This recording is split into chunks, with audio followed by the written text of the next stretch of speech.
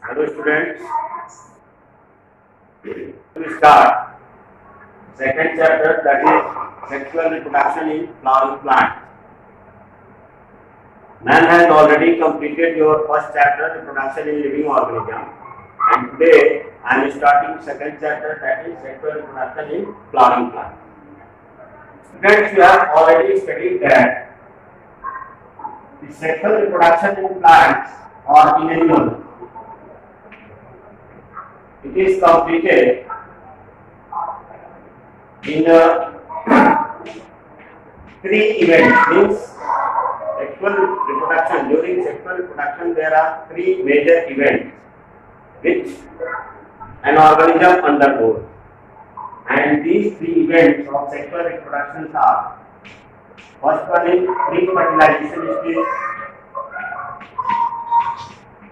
pre-fertilization. Second one is fertilization.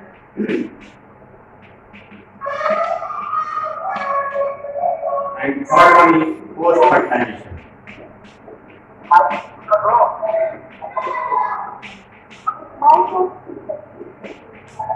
So these are three major events of sexual reproduction: pre-fertilization, fertilization and post-fertilization. In pre-fertilization you have studied two events, that is gamete formation or gametogenesis, and second one is gamete transfer. After gamete transfer, what happens? The second event starts, that is fertilization, fusion of male and female gamete. After fertilization, what happens? That is formation of zygote, and further zygote undergoes embryogenesis. And after that, post-fertilization events, in case of plants or in case of flowering plants, four events are there, that is formation of embryo, formation of endosperm, formation of fruit and formation of seed. That we will study in detail in further topics. Now students, flowering plants. In class 11 we have studied that on the basis of presence of flower or absence of flower, plants are classified into cryptogams and phanerogams. So under phanerogams we have studied about gymnosperm and angiosperm. In morphology chapter also we have studied about the description of flower. So here we are starting about sexual reproduction in flowering plant and how sexual reproduction it is completed during flowering or in flowering plant. You have already studied in chapter first that plant body or body of plant, it consists of two main parts.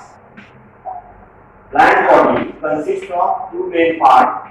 The first part is vegetative part, vegetative, and second part is reproductive part. This vegetative part of plant, it consists of root, stem and leaves. These are the vegetative parts of the plant. Now the second part, that is reproductive part, is after completing vegetative phase, the plant, they enter into reproductive phase and they produce the reproductive organ in their body, that is flower. So flower is considered as a reproductive part of plant. Flower. Further, we will know, you have seen variety of flowers of different colors. Now how we can define flower? Generally, as a biology student, how you can define flower? So simply we can define flower as a, it is a modified stem. Modified stem arising from floral buds. Arising from floral buds.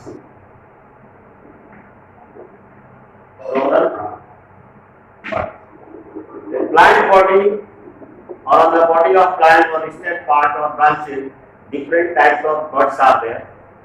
Some are known as adventitious buds or additional buds.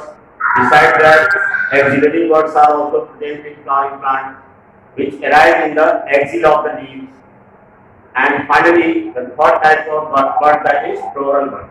So all these are considered as modified part of the stem because they all are arising from stem.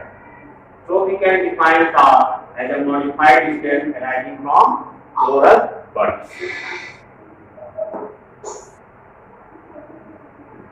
Now, in case of flowering plants or angiosperms,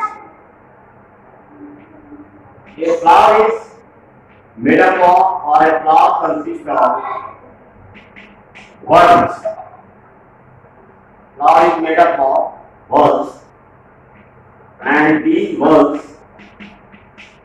they are known by different names. Now you should also know the meaning of whorl. What is meaning of whorl? Whorl means group or bunch of anything or group of anything that is known as whorl. And each flower in angiosperm, it consists of 4 different whorls, and these whorls of flower, they include the first one is sepals or calyx. Second one is petals or corolla. Third part is stamen or androecium. And last part is carpel or pistil or gynoecium.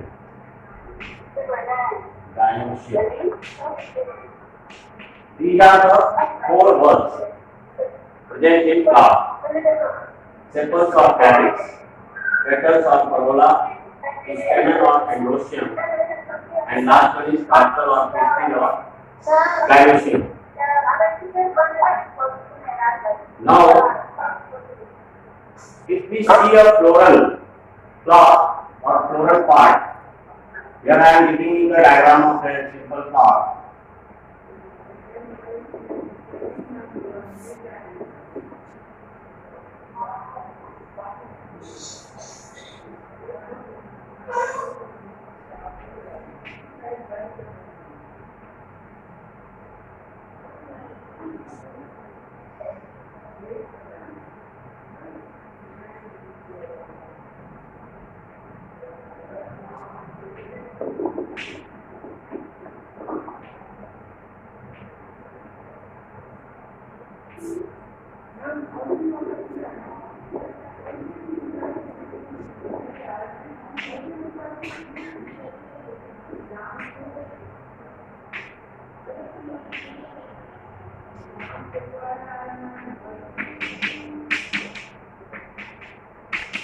I have made a simple flower here, floral flower diagram, and here we will know that which part is known as calyx, which part is known as corolla, which part is known as stamen, or which part is known as carpel. Now, sepals or calyx. If you see a flower, here the part of the flower by which it remains attached to the plant body, either to the stem or to the branches or in the axil of leaves, that part is known as pedicel. We call it as pedicel. The part of flower which remains attached with the parent body, parent plant body, that part is known as pedicel. After pedicel, a swollen, or at the base of the flower, a swollen structure is present, and that swollen structure, that is called thalamus. We call it as thalamus. Above thalamus, we can see green leaf-like structure arising, and these green leaf-like structures, they are known as sepals or calyx. We call them as sepals or calyx. Already I have shown you flower diagram, or already I have dissected flower in your classroom in class 11. So I have shown you each and every part in that case. So these green leafy structures present at the base of the flower, they are known as sepals or calyx. After that you can see the colored part of the flower, which is of different color. If you see a rose flower or China rose flower, in that the colored part, it represents the petals of corolla, the colored portion of the flower, that is called petals or corolla.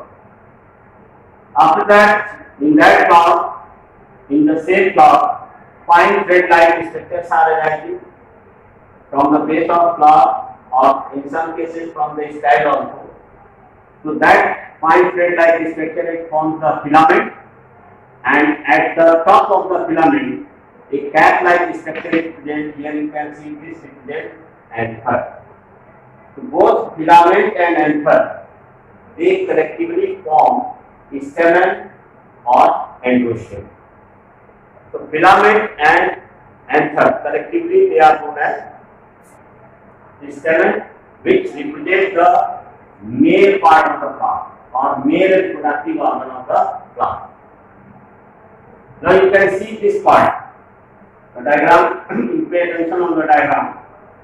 This part, the middle portion I have drawn here, it is representing carpel of pistil or dinoecium, and it represents the female reproductive organ of the plant.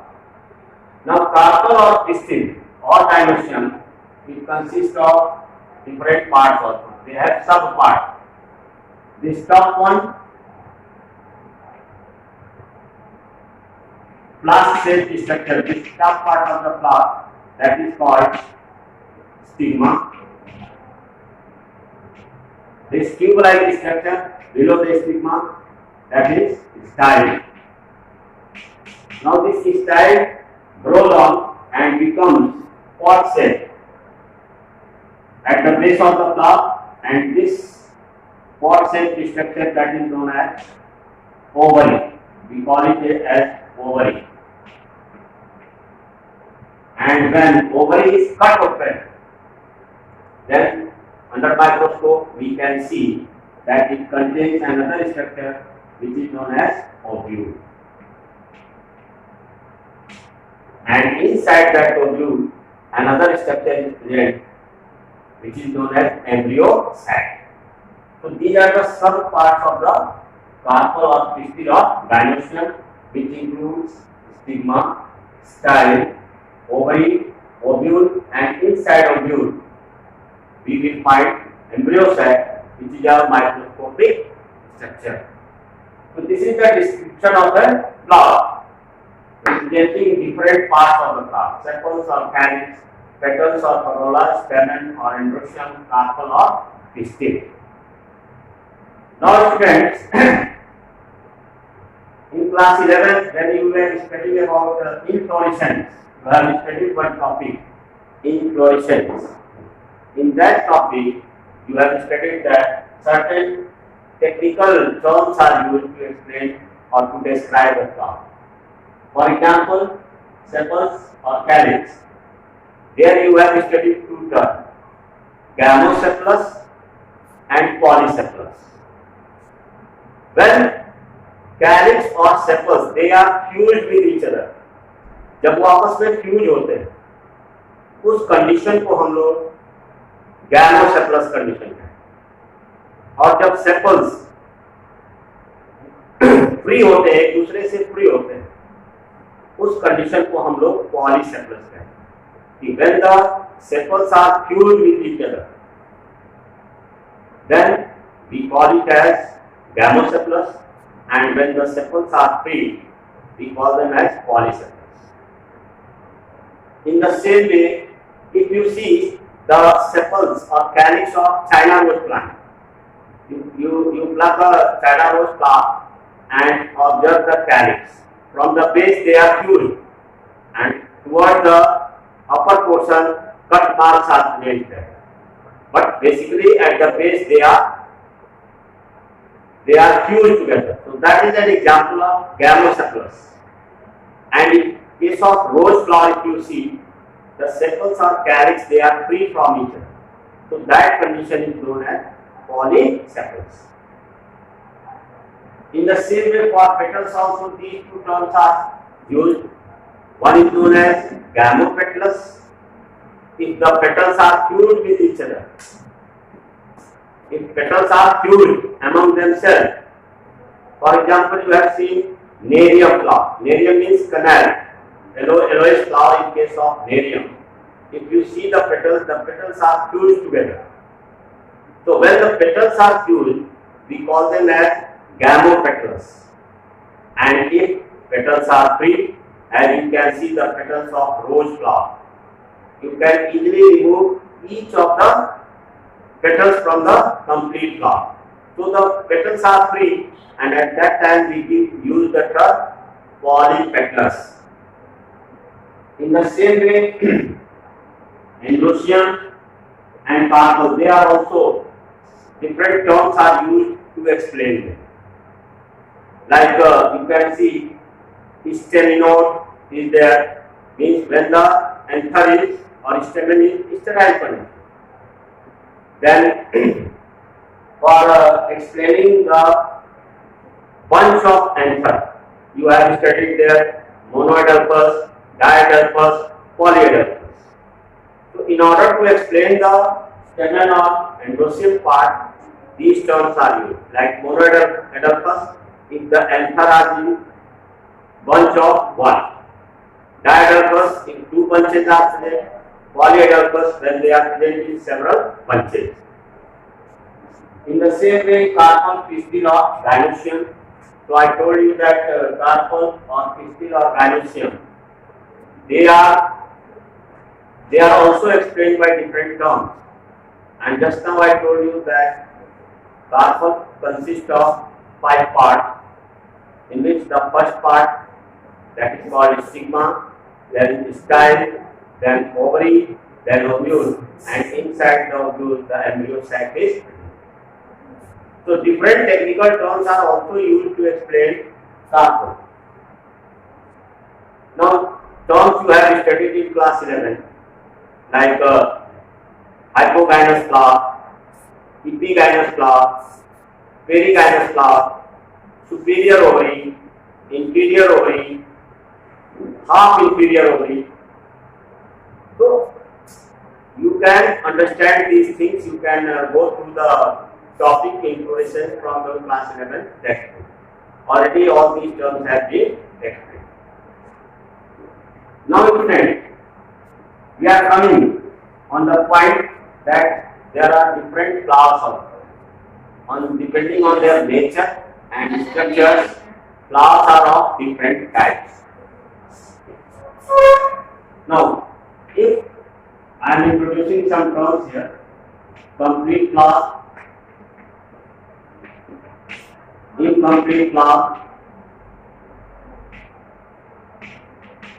these two terms are also used to explain the nature or the structure of flower. Students, if a flower contains all these 4 words, or if sepals, petals, stamen and carpel, or calyx, corolla, androecium and gynoecium, if all these 4 words are present in a flower, the flower is known as complete flower. We call that flower as complete flower. If all these 4 words are present. Now, if any one of the words is absent, either calyx is absent, or petals or corolla is absent, or stamen is absent, or carpel is absent. If any one of the words is absent in a flower, then we call that flower as incomplete flower. That is the type of flower on the basis of presence and absence of the words. So, complete flower is that flower in which all the 4 words are present, and if any one of the words is absent, the flower is known as incomplete flower.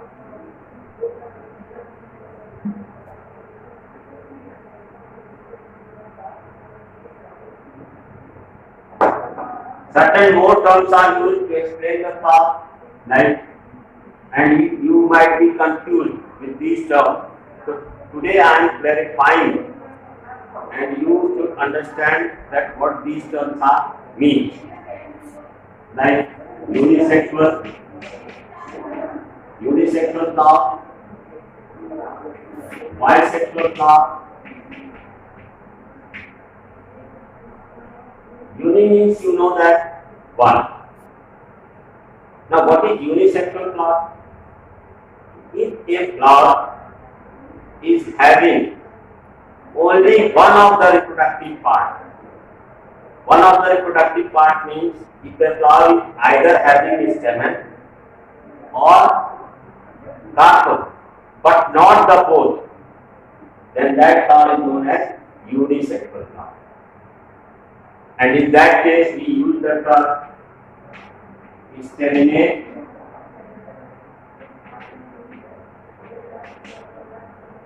or pistillate.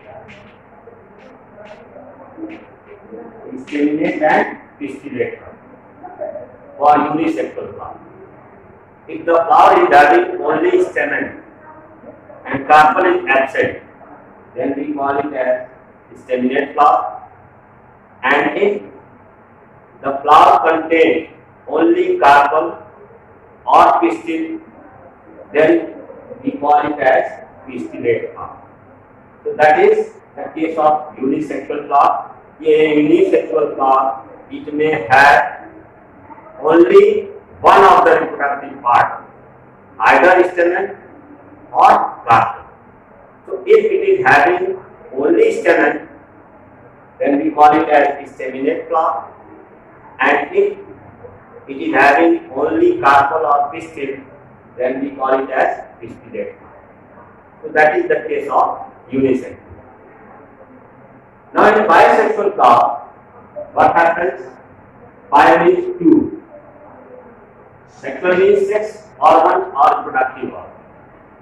So if a flower is having both the reproductive parts in the same flower, both the reproductive part means if the flower is having stamen and carpel both in the same flower, then we call that flower as bisexual flower. There are several examples of bisexual flower. For example, China rose, then rose. Example of unisexual flower that includes papaya flower. They produce, means they contain either carpel or pistil. And in case of bisexual flower, I have given the example China rose, the rose flower, they are the good example of bisexual. Now friends, you are confused with two more terms, that is monoecious and dioecious. Monoecious and dioecious term. These terms are also introduced in your first chapter, and many of you have asked me that, sir, what is the unisexual and monoecious and what is bisexual and dioecious? Here you see, monoecious means, mono means single. So monoecious is equivalent to bisexual. Means if both male and female reproductive organs or reproductive parts are present in a single body in case of animals and in a single flower in case of plants, then we call that condition as monoecious or bisexual. ध्यान से फिर से समझिए कि अगर जो male और female reproductive organ एक सिंगल बॉडी में प्रेजेंट हो एनिमल के केस में, और बोथ मेल और फीमेल रिप्रोडक्टिव ऑर्गन्स या पार्ट सिंगल फ्लावर में प्रेजेंट, उस कंडीशन को हम लोग मोनोसियस कंडीशन कहते हैं, और that condition is also known as bisexual. Now comes the point of dioecious. Dio means two. So if male and female reproductive parts or male and female reproductive organs, they are present in two different bodies, then that condition is called dioecious. So if male and female reproductive parts are present in two different bodies, in case of animal, then we call it as dioecious condition. And in case of plants, or you can say in case of flower, if the stamen and carpel are present in two different flowers, then that condition is also known as dioecious. It means that dioecious is representing to unisexuality. So I am satisfied that you have understood the difference between monoecious, dioecious, unisexual and bisexual. These are the terms which you will get when you will study the chapter, or chapter will proceed forward. So unisexual means it represents dioecious condition. In case of monoecious, it represents the bisexual condition. Now for bisexual term, another term is also used, and that term is hermaphrodite. Hermaphrodite. These are the terms used to explain a class. Now students, one more condition is there in case of plant, flowering plant, that sometimes it happens that suppose this is a single plant, these are branches and leaves. Sometimes what happens, if this plant, they carry unisexual flower. Carry unisexual flower means on some branch, staminate flower can arise, and on some other branch, a pistillate flower can arise. So in that case, the flowers are unisexual, means the flowers are dioecious. But if we consider the plant body, then this plant may be called as monoecious. ध्यान से समझिए, कभी कभी कुछ plants में ये होता है कि कुछ प्लांट में एक ब्रांच पे स्टेमिनेट फ्लावर हो सकता है, दूसरे ब्रांच पे पिस्टिलेट फ्लावर हो सकता है। फ्लावर तो यूनिसेक्सुअल होगा, लेकिन यहाँ पे इस प्लांट की बात है, इस प्लांट को हम लोग क्या कहेंगे, मोनोसियस, बिकॉज एक ही बॉडी में दोनों फ्लावर प्रेजेंट, एक ही प्लांट बॉडी में दोनों फ्लावर प्रेजेंट। तो ये कुछ 3 पॉइंट्स हैं जिसको आपको रिमेंबर करना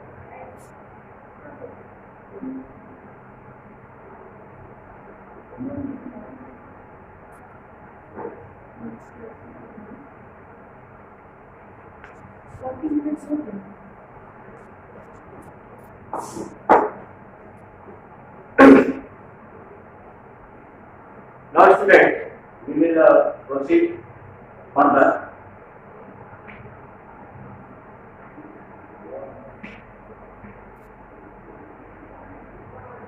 After giving a description of the flower, we will proceed our next topic in our next session, next class.